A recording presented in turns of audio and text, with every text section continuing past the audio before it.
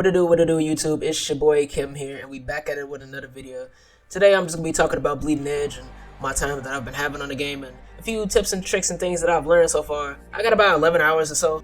I've been playing since the beta, and now I've been doing a little more studying of what I am and am not doing wrong. And I just hope some of these tips that I'm going to give y'all can maybe help you out with y'all gameplay a little bit.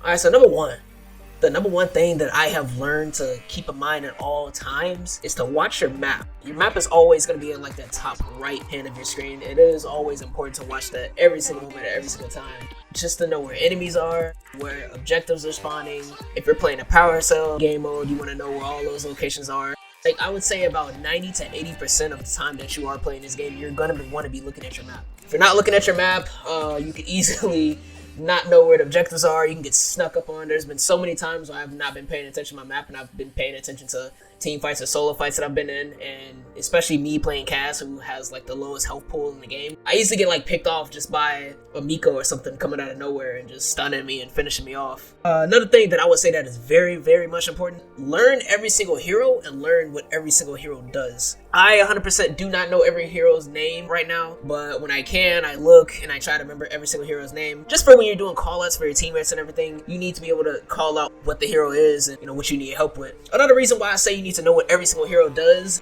if you're like in a fight, for instance, if I'm playing as Cass and I don't know that a Buttercup can easily grapple me back and I'm trying to run, that's gonna leave me in a very bad situation, especially if they're with their team. So if I'm staying for a longer team fight with Cass and my health is very low and I need to get away, but I can't because a Buttercup is gonna grapple me. If I would have known that, I would have left that team fight a long time ago.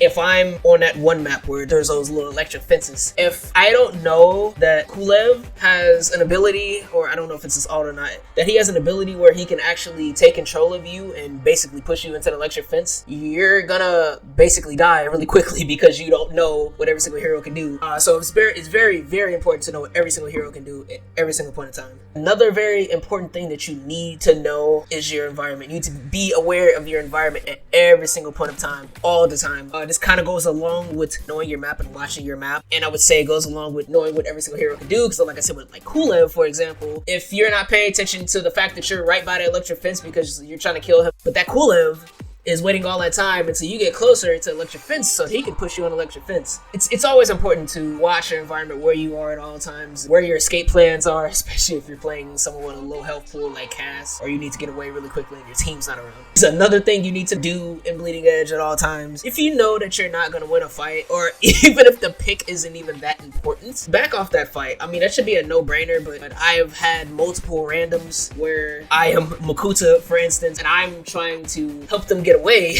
because we're not going to win a fight by ourselves, but instead they continue to try to fight and they end up getting killed. It messes me up in turn. So backing out of every single fight that you know you're not going to win, or if your team isn't there, if picks are not that important, back out that fight because you're not doing anything for your team and you're just wasting time. The game mode that I would say I've been seeing a lot of trouble with, either with me or by randoms, the power cell game mode. It's very important to have team coordination all the time. If you don't have a lot of team coordination, you're going to lose a lot of fights. If you can let the bigger health pools, or the tanks for instance, get the power cells just because they're going to last longer, and if your DPSs and everything can like help the tanks and save them while they try to go deposit the power cells, I would say that's a lot smarter than me as Cass and her low health pool and having like 12 power cells and could be able to die very easily at any point in time, and you can have a Miko or a Damien come and stun me and just easily just kill her at any point in time. So I would say a strategy that I've been trying to do is let tanks or bigger health pools go for more power cells than smaller. Defending on power cells, if you're somebody like me, like if you're like a Cass for instance, and you can get to like a higher ground and stop the enemy team just from depositing, just if you hit the enemy once, it automatically stops them from depositing. If you just have to get in and out of stopping the enemy from depositing those 12 power cells, do that while you're waiting on your team. It's definitely a lot easier to do with people like Cass or somebody that can easily get in and out of fights, but definitely stopping the enemy team from getting those, like depositing those power cells, are very much important, especially if your team is really far behind. The last one that I will say is also really a no-brainer. It's anything in any team-based game. Communications, comms, any type of call out, anything. That is so important. Just call outs. Just call out every single thing. If someone's focusing you, call it out. If you need to go for a health pack, call it out. If you're going for a damage boost, call it out, anything. Just any type of calm, I would say, is very important because your team needs to know where you are at every single moment in time. Your team may not be paying attention to the map or paying attention to where you are. So telling your team where you are and when you need them and what you need to do is very much important. That's about all that I would say. The tips that I would give you guys and the things that I've learned while playing this game so far. Like I said, I got about 11 hours on the game. If you want to go for at least 5 hours on every single hero, definitely do that. Definitely just learn each character, what they could do, experiment and everything. I definitely hope this video can help you guys out with your gameplay a little bit. Or if you guys want to give suggestions or anything, feel free to comment below. But that's about it, y'all. Make sure to leave a like, subscribe, comment, hit the share button.